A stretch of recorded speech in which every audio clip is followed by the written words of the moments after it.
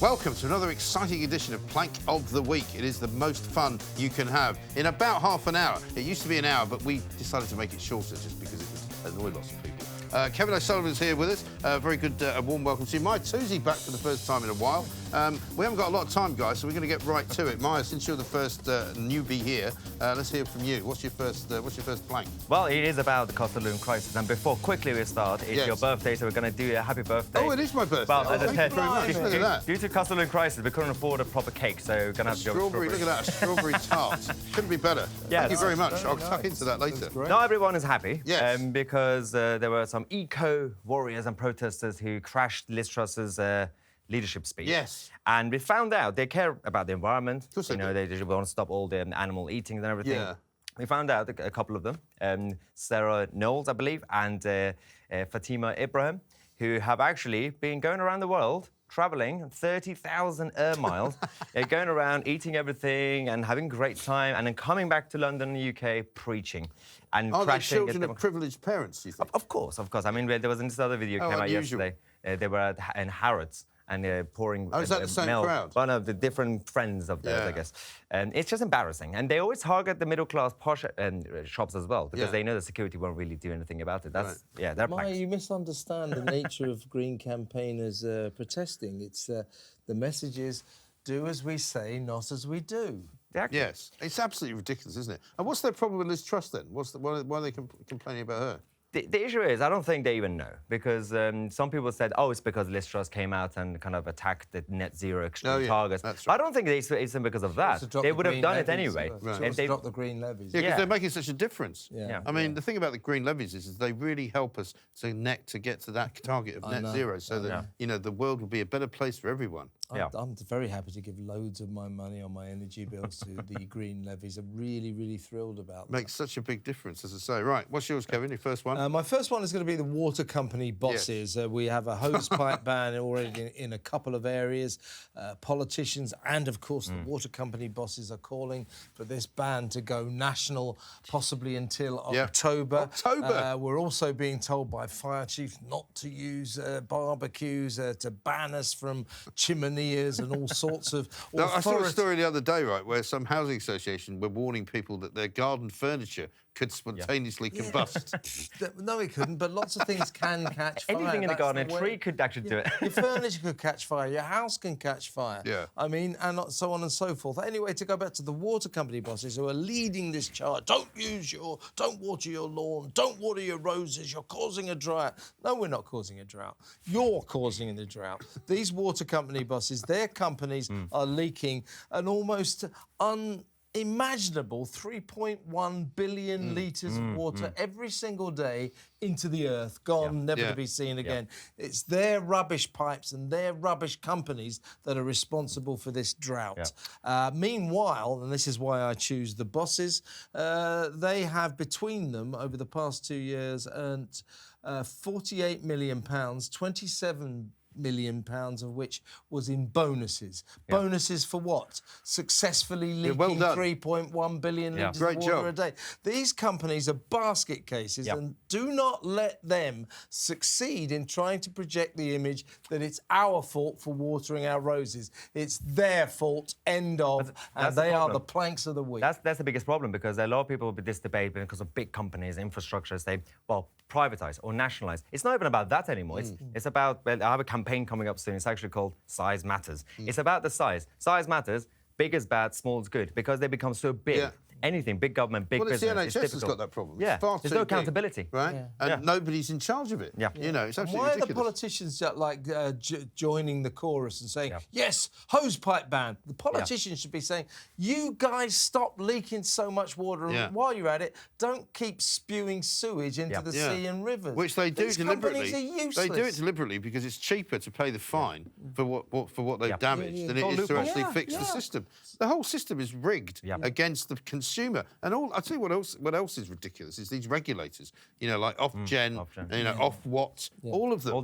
All they do is pander to the people who run the companies. They don't do anything. I mean, the idea, for example, of the electricity companies having a price cap, which goes up about every 2.5 nanoseconds. Yeah. You're going, well, how's it a cap? Yep. Exactly. You're now telling us the next cap is on $4.5 grand. Exactly. It's ridiculous. Yeah. Well, I'm going to go with Sir Keir Starmer. Oh. I know there's been a lot of focus on Liz Truss and Rishi Sunak, and even Boris Johnson's been accused of being on holiday, along with the Chancellor who's been accused of being on holiday. He's been accused of going on holiday by people from the Labour Party who have not mentioned that Sir Keir What's Starmer your boss doing? is also on holiday. Check your emails. But mostly What's Keir doing?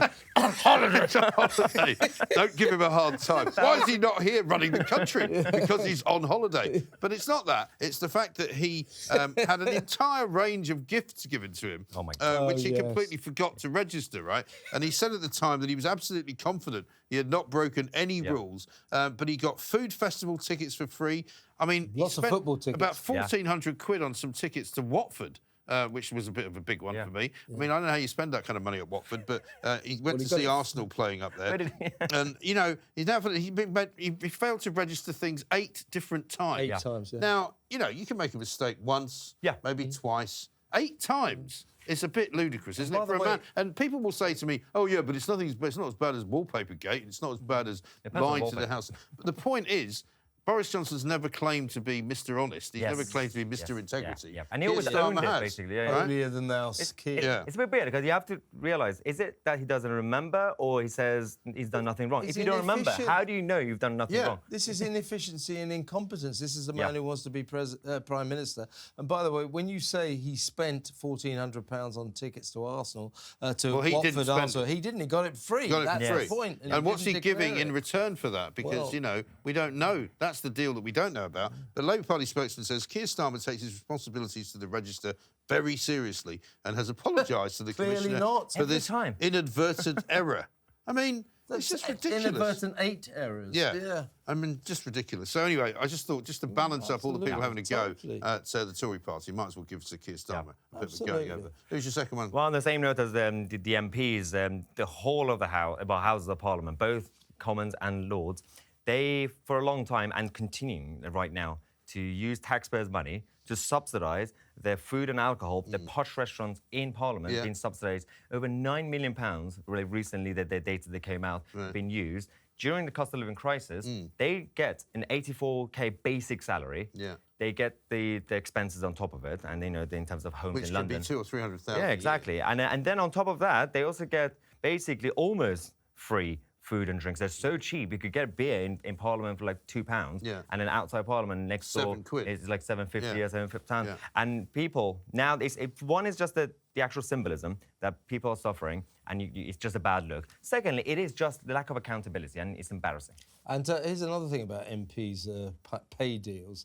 Their pension scheme works out 5 times better than its nearest rival. They get 5 times more in pension money than anyone else, and they started getting that pension after about 2 terms. And I remember doing a story years ago about the people who sort of retire, or even those who lose their seats from Parliament, get a £40,000 payoff. Well, not just no matter how long they've been in there. We had Michelle Donnellan, who was a Secretary of State for like 2 minutes. Right. And then she got a payout. She didn't even do anything for 10 minutes. And then, 200k or something like that payout? We're like, why? I know. It's unbelievable. They do have a very privileged life. And I think that's part of the problem, where they talk about... When Rishi Sunak starts talking about, you know, how he understands the pain that people are feeling, he really doesn't.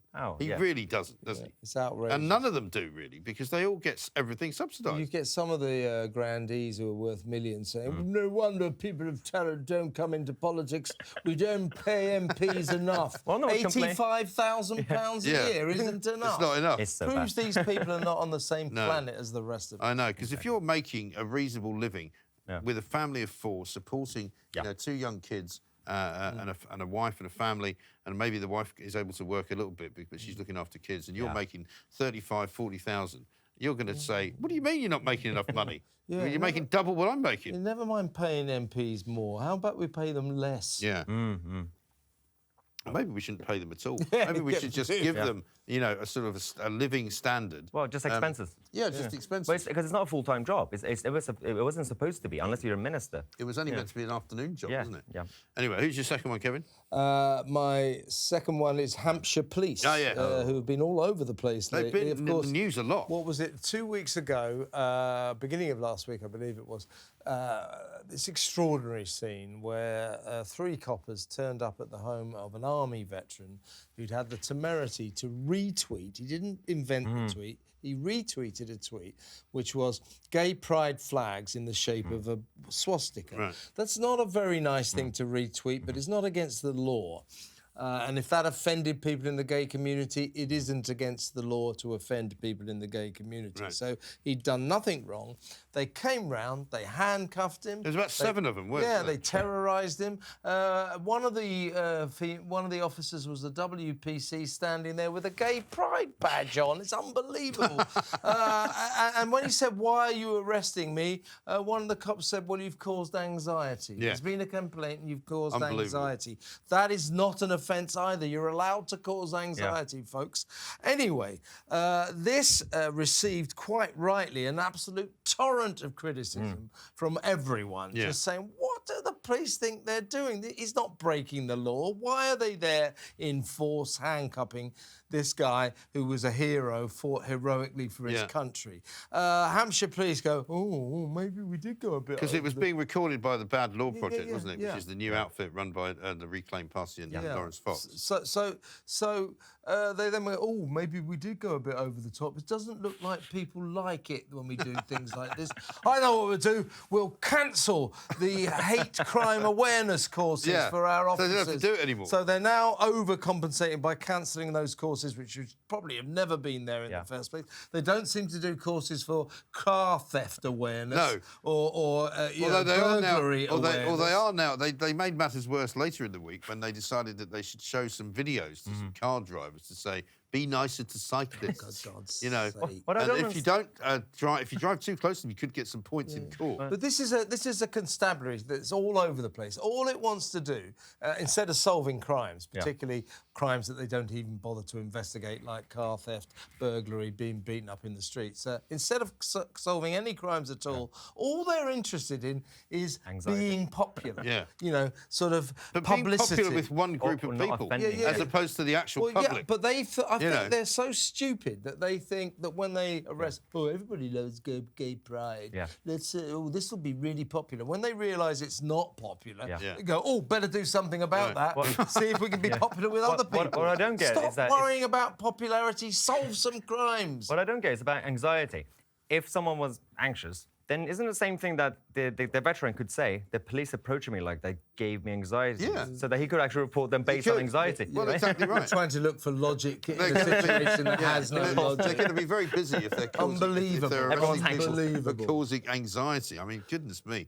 I'm going to go with the BBC. Yay. A good old Hey. Hardy Annual. You could pick any number of reasons why the BBC, but on this particular occasion, it's because of them scrapping yet another amazing tradition that the BBC has had for over 70-odd years, which is the football results that would always be read out in that very staccato kind of fashion. You know, Fulham, what was it, 2, Liverpool, 2. And it was something quite comforting, right? Yeah. You could listen to it. It's been going for 70-odd years, since the early 1950s. CFAX, yeah. Just suddenly scrapped it. And they've now scrapped it, right? Why? I'm not going to mention the radio station because it's so useless that I don't even want to give them any publicity. But it's a particular radio station that always used to do it at 5 o'clock. For the last 10 years, they've bowed to the female lobby and they've had a woman reading them, right? But they've now decided to do away with them altogether. And there's a huge outcry, of course, because most people will remember there was the old joke that appeared on the Morecambe and Wise show, which I know was a long time ago, you know, East 5-4, 4-5-5, you know, which is the Scottish League. But I mean, I used to listen I'm to getting that right. I used to listen to it as a kid. The score actually happened as well. I know, think in I know. 2018. Yep. And they had to read it out. But, you know, you would listen to stories, you would listen to it because you wanted to hear the names of the teams, like Queen of the South, Hartlepool, Also, you know. the other great game was you could always tell the result with the first thing. So they had a tone. So Yes. if it was a draw, it Arsenal. would be Fulham 2, Yeah. Liverpool 2. Yeah, yeah. Fulham 2, Liverpool 1. And then, or they'd go, you know, You know from the way they start the score what the score is going to be. Manchester United 1, That's right. Brighton and Hove Albion 2. No, they go up with it. Manchester United 1, Brighton and Hove Albion 2. I don't get the logic of the BBC because they make U-turns a lot and experiments. The whole BBC Three going online, offline, all this. And I'm guessing is eventually they're going to bring it back. I think that is all over the place, the organisation. They need a proper reform. But the great thing about this particular situation is they only ever had 2 men over the course of from 70 until 1974 they had a guy called John Webster, and then from 1974 until 2013 it was one guy called James Alexander Gordon. Yes, I know, who had a I know. very remarkably sort of memorable voice, and then Charlotte Green's been doing it since May until May of this year. And so she didn't do so well, did she? Well, she's managed to kill it women off. are being cancelled now, so... Well, it's a bit like Doctor Who, right? So this is sexist. So it's sexist. Yeah, they gave it to Charlotte Green, and now they've killed it. them are Like cancelled. there's a woman's doing it. That organisation is so It's sexist. so hopeless, right? But they didn't even ask us. No, but they didn't even ask us. And also, because the BBC is actually kind of owned by the public, they should ask. They should say, do you really want this to disappear? Because you hear all these legendary stories. Apparently, submarines used to come up out of the depths To at get the 5 o'clock on a scores. Saturday to hear the scores. Yeah. Because, of course, they're saying, oh, well, everybody's got the internet now. No, everybody doesn't have the internet. There are elderly people out there who listen to the radio, and all they listen to is the radio. And the only way they know what the football scores is by listening to But that. now they have talk sports, so it's fine. Well, also, I mean, also it's an attack talkSPORT should do it. Also, it's a typical BBC. It's an attack on tradition. If it's a tradition, the BBC wants to cancel it. Exactly. Yeah. It's an own goal, I think, as we call it. Brilliant. Offside. Offside. Get it blowing right. the whistle. It may well be that they'll do a reverse ferret on it now that we're complaining about it. We shall see. So your third one, Maya. Oh, yes. The self-entitled Queen, Nicola Sturgeon. Oh, yes. So she and her government basically did this legislation. They took a lot of taxpayers' money during the lockdown days, and they said this money is allocated to help with lockdown and post-lockdown recovery. And then since then, they didn't actually spend it much on it, and that budget is still there. So what they started to do is to spend it on their failed projects, such as the Ferguson shipyard and all the ferries that they're still not building properly. They started to nationalise it to bring accountability, yet nothing's happened. Millions of pounds gone. And the initial project was about £98 million, and it's now going to be about 250, and it's going to go up every day. No one actually has kicked off about the fact that you can't just take the money for a purpose and then use it for something else and get away with it. It's mainly because we don't really scrutinise them properly. They're isolating themselves by hating England and the rest of the UK so much that they just, it's the shield that we can't criticise them. Right. Did you see what they did over the Commonwealth Games as well? Because the one particular SNP MP, I think, put out a statement saying that this was a great result, even though Scotland fell short, I think, of their Glasgow tally that they got, the number of medals they got when the Commonwealth Games was in Glasgow. But they called the Commonwealth Games in Birmingham an away game. So away game. It wasn't In a foreign actually country. it wasn't in there. It was in a foreign country, so it might as well have been in somewhere like Kenya, as far as they're concerned, or Australia. But actually, it was in Birmingham, which is straight down the M6. Yeah, which is more like Middle East. It shows the sort of business illiteracy of your average politician, particularly Nicola Sturgeon. Trying to revive the shipbuilding industry in Glasgow is a bit like trying to revive the gas lamp lighting industry. I mean, it's ridiculous. And, of course, it is, as Maya said, it's an absolute catastrophe. Yeah. Absolutely. Oh, it really is. catastrophe. I used to actually live opposite the British Aerospace shipyard in Glasgow, and I lived there. And they launched a ship at one point. They had so little practice doing it that they launched it and it hit the other side of the river.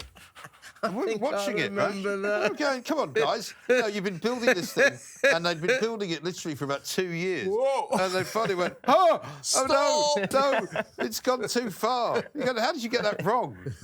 Just hopeless. And I think half the ship was built there, and the other half was built somewhere else. And they had to sort of sail the two bits together and fix them. So, I mean, it's just hopeless, isn't it? Oh, my God. Embarrassing. Yeah. And of course, she hasn't yet recovered, has she, from being told by Liz Truss, who said that she's just an attention seeker. Yeah, and since then... Oh, that's quite right. Good point. She keeps doing it, even since then. She keeps doing publicity stunts and all these, Instagrams. I'm like, seriously? I mean, she's blocked me on Twitter, so I can't really see her tweets anymore. Has she? Yeah, Lineker said she's got blocked me on Twitter. I don't know why. Well, but I know why. I mean, you do know why, really. All right, Kevin. Well, talking of attention-seeking, my third nomination is Gary Lineker. Oh, no. Who, cynics might say is a bit of an attention seeker. Only recently we heard him say that because when he was a kid he had a slightly dark skin, none of his schoolmates recall this strange pigmentation, but he said that he was subjected to racism. He knows about racism in football because he's a victim of it. Yeah. I don't think he was. No one confirmed this from his school. No. But so you think you get the image of this guy who wants to be in every story, and only this weekend it emerged that he thinks he may be a victim of the dementia that could allegedly be caused by heading the ball a lot. So this as actually. So he thought he was black. Yeah. But So he said no. So he's doing this. I think it was a podcast. He's doing a series of live shows as well, and he announced. He was asked, well, which of your best goals, what were your best goals? And he said, what worries me is I can't remember any of my goals. And it really worries me because he fears he might have dementia. Yeah. Well, if that's true, let's be serious here. That's not a laughing matter. If he's got that, then our full sympathy to him. But the cynic in me cannot help wondering whether or not this is a guy who just wants to be in every story. Yeah. But he doesn't want to be in every story. What next? So, I came across the English Channel in a dinghy once, and we sank, and I nearly died. Yeah. It's everything he's been in. So Gary Lineker, for the suspicion that he may be a chronic attention seeker who almost certainly has not got dementia caused by heading the ball. I think he definitely suffers from chronic attention seeking. There's no question about that. Somebody else said the reason he can't remember any of his goals is none of them were memorable. That's not fair. That is true. He was a great I mean, goal he was scorer. a great goal hanger. Yeah. I mean, I think people would say, and people will remember mostly. Gary Damn sight Lineker's- better footballer than he is broadcast. Well, that's I absolutely enjoyed right. the golden days of the broadcasting at Match of the Day, the early days. It was good as well, when he was just focusing on football.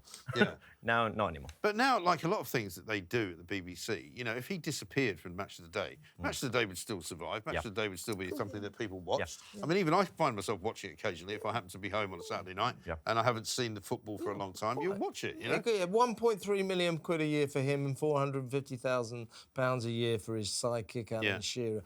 There is no justification Let's for those. not forget the taxis, because the taxis take even more money out of the coffers. The BBC say, oh, well, we have to pay them that, otherwise they'd be poached elsewhere. They would never get anything like that elsewhere. Stop lying to a state broadcaster. Yeah. Also, nobody else is actually doing Match of the Day, so who's going to be nicking the idea and putting it on? Because, Well, you know who the license and everything. You know who the next host will be.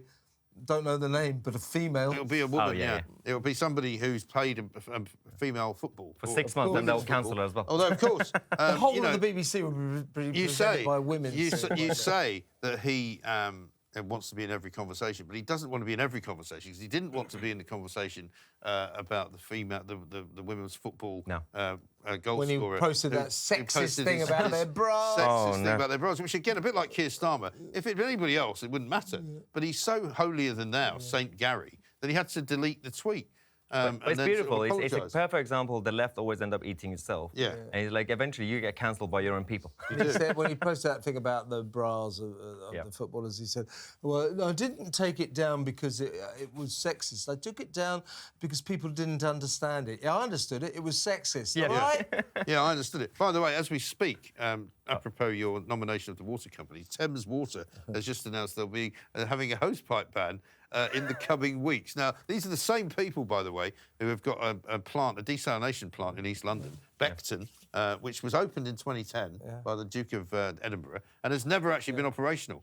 Because I have asked the question this week. We are an island surrounded by water. Why can't we desalinate some of the water from the sea? That's one last point I should have made about the water companies and the bosses. They're also telling us to snitch on our neighbours. Oh, yeah. That's bad. And That's I've got great, a message for them all. I'm not going to do it. No, and neither should anybody else. Sticking with Gary Lineker, I'm going to go with the Premier League for my final plank. But before I go with the Premier League, we always carry one over, and normally it's a member of the royal family. Normally. And it's not Harry and Meghan this week, it's Prince Charles, because he seems to be addicted to borrowing money or taking advances from various dodgy characters. We had a story the other week about that some Qatari politician who took a bucket load of... he took it was Qatari prince, a bag full of money, but then also some Fortnum Mason bags stuffed with money. Millions. Yeah. Millions. Yeah. Millions. Well, this week it now transpires check. that he also took £1 million 2 years after Osama bin Laden was shot dead, slotted by the CIA. Took money from his family. Now, look, we all know that Osama bin Laden's family were nothing to do with 9/11, and they were perfectly respectable people, apparently from Saudi Arabia, who did business with the Bush family and all of that. But even so, you'd say, well, hang on a minute, why are you taking all this money for your question foundation? the intent. Why are they giving money or donating? Yeah. Why do they care enough? Also, the palace courtiers, the senior officials at the palace said, do not do this. Yes. This is a bad look. And regally, he swatted them aside. He's got a bad memory as well. His judgment is in the toilet. Did he forget as well? I'm guessing. Keir Starmer area. Anyway, so going back to my final third nominee, it's the Premier League, because much hoo-ha was created. Do you remember when it was at the height, I guess, of 2020, I think, when Black Lives Matter was all over the television. There were demonstrations going on all over London. They had them in other parts of the country. They had them all over America. And suddenly it became a thing to take the knee. And everybody kind of went... Colin Kaepernick started it, right? Yes. He was an American football player who was making a stand against the national anthem in the United States of America. It should never have been adopted here. No. It was never anything... George Floyd was the trigger. George Floyd was the trigger. Brought it back, and I think I reckon if Yeah. you went to most people in Britain and said, what do you think taking the knee is all about? Yeah. They wouldn't know. No. They Well, it would lost have its no meaning clue. completely. It totally lost its meaning. But anyway, for I'm more every of a single Pink Floyd football man match... myself. Yes. For every single football fan who was watching it, they were sort of cowed into submission, weren't they? Because it wasn't so much that people went along with it. They just kind of went, oh, well, all right then, I suppose, if you're going to do it. So anyway, they've now announced, the Premier League, that the taking of the knee is no longer going to be required in football. But they did it at the start of the opening day. I saw it myself. You saw it yourself, right? Because they're going to do opening day, you're going to do closing day. Probably Christmas Day. And maybe Boxing Day, they'll do it. So it's a sort of part-time protest against part-time racism, presumably. So racism only happens on opening day of the season, closing day of the season, and the odd cup final. And the rest of the time, you don't have to worry about it. And The Guardian wrote this amazing piece, right? And it says this, and it all came from a meeting of various football club captains. There were differing views in the meeting, says The Guardian, with some captains speaking on behalf of teammates, fearing the gesture had lost its power or even become divisive. What power did it ever have? Some fans, and then how about this? Some fans have chosen to believe it has political connotations, even though it has been made crystal clear to everyone that it is intended to highlight the need for greater equality and inclusion. Well, that's political, and also it's actually a gesture of support to Black Lives Matter, that discredited extremist organisation. I don't have scientific evidence, but I can assure you no racist person, after seeing those taking the knees, decided to change his mind. No racist person. Well, I'm no longer racist now that I've seen the Well, knees. look at football. Football. Where are all? If this has achieved anything in terms of racism in football, where are all the black Premiership managers? Where are all the black executives in the Premier League and the Football Association? Not many of them around. So it's achieved nothing. Absolutely. It is pointless. And the fans don't like it. Yeah, the Premier League captain said, we have decided to select significant moments to take the knee during the season to highlight our unity against all forms of racism, and in so doing, we continue to show solidarity for a common cause. You can just imagine them all saying that, can't you? I mean, it's kind of embarrassing. You don't go around sort of taking the knee against murder. You know, I'm against murder. Well, you're meant to be against murder. You don't have to stand up and go, I don't like racism. I really, really don't like racism. I don't. You don't need to do that. And I'm going to prove it by getting You're supposed to not like racism. I don't like theft. You're not meant to like it. You're not meant to like it, are you? That's what I'm saying. You're supposed to be against it. You don't have to bow down and scrape to Black Lives Matter to say so. It's ludicrous. It is ludicrous. And most of the players who object, by the way, who won't do it, are players of colour, are black like Wilf Saha. Yes. Troy Deeney. Who just said it's pointless. Well, he said more than that. He said it's demeaning. Well, QPR didn't QPR were run by one of the Les Ferdinand. They stopped it as a club about 2 years ago. Full marks. Because they just said it. And he's a man of colour as well. Yeah, exactly right. Let's do the final one from three. So Why don't you pick your favourite one of Kevin's? So, Kevin's, your three were? It was the water companies, Yeah. Hampshire Police, and Gary Lineker. Oh, as much as I want to give attention to the water companies, I'm going to go with the Hampshire one because they've been all over the place. The Hampshire Police have just been completely embarrassing. Symptomatic of how useless our police force. And we need to call it out, that's why. Yeah. And I should choose yours, which are the antitrust protesters, Nicola Sturgeon, and the Palace of Westminster. I think I'm going to go with the Palace of Westminster. Good. Just because, you know, it is ridiculous that they are So bad. subsidised. Because one of the things, I mean, we've been talking about it this week, haven't we, because of recess and the fact that it's such an old-fashioned system to say to people, oh, yeah, just take the whole summer off. Yeah. You know, and I know that they'll say, well, we're in constituency work and we're doing this, that, and the other. But they're effectively not going to work for 2 months. Exactly. Or maybe 3. Still get paid. And it's ridiculous. And they get, if they do go in to the House of Lords, they get, you know, shepherd's pie for £2.50 or something. And £300 cash or something. Exactly. So you can pick mine. BBC, Sir Keir Starmer, or the Premier League. I'll tell you what, I'm going to go. They're all really good choices, but I'm going to go for the Premier League because you and I know this, Mike. This is an issue that really energises talkTV viewers. They hate it. You do this story and they all phone in and say what it's all about. So I believe this is the elites imposing something on the ordinary supporters that they don't want. So Premier League. And the Premier League have proven, basically, that they shouldn't have bothered doing it in the first place. Yeah, exactly. Because now they're no longer doing it. So, Palace of Westminster, the Premier League, and the Hampshire Police. Brilliant. Okay. Well, what do you reckon? I think we should go for the Premier League. Premier League. Yeah. The Premier League, OK. Well, I'm quite surprised about that, but I'm not against it. You win. Were you expecting Hampshire? Yeah. No, listen, I've got no problem with that. I would say Hampshire Police have to go second in that Yeah, I case. agree with that. And Palace of Westminster coming in third. Because they'll come back. Creditable third. Very creditable third, because they'll no doubt be there once again. So we've been absent for a couple of weeks, but there's been plenty of plankery going on, obviously. Thanks to Kevin O'Sullivan, thanks to Mahyar Tousi. It is Plank of the Week, the Premier League. Well done. You've only just started the new season, and you're already planks. One game in. This is talkTV. We'll see you next time.